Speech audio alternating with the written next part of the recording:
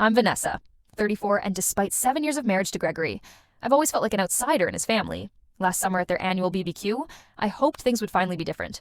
Gregory's sister, Amanda, had other plans. While everyone gathered around the picnic table, I tried sharing news about my graphic design work. Amanda interrupted with a smirk. If you disappeared tomorrow, no one would even notice. The table erupted in laughter, even Gregory. I just raised my hot dog, locked eyes with her, and said, "Challenge accepted." That night, I moved out. Gregory and I met in our final year at university. I was a broke graphic design student working late shifts at a coffee shop.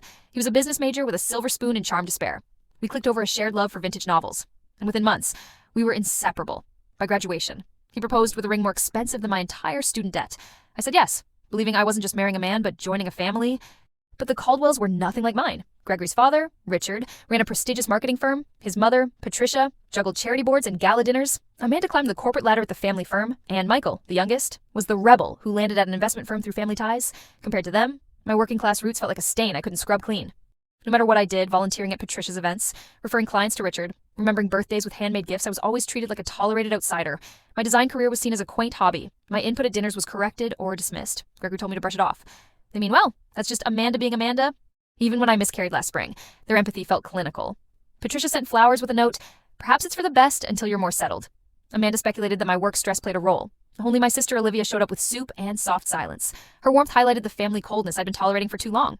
So when Amanda made her cruel joke at the BBQ and everyone laughed, including Gregory, I finally snapped awake. That moment was clarity in disguise. I didn't cry. I didn't scream.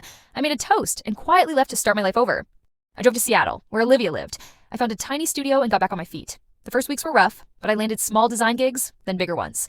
I met a coffee shop owner named Eleanor who gave me a shot and a challenge: create one personal project a week. No matter what, slowly. I found my creative voice again, a voice I'd buried trying to fit into the Caldwell's mold. Months passed. Gregory tried to reach out. Emails, texts, even letters.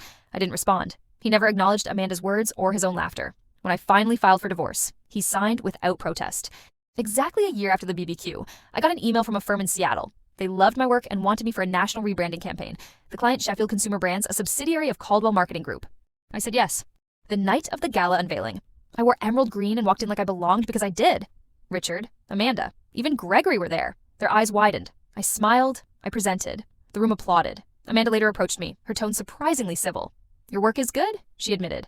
That BBQ joke, it didn't break me. It set me free. Today, my life is mine, my work is respected, my voice is heard. The Caldwells didn't notice when I disappeared, but the world took notice when I reappeared as someone entirely new. If you've ever had someone make you feel invisible, let me know in the comments.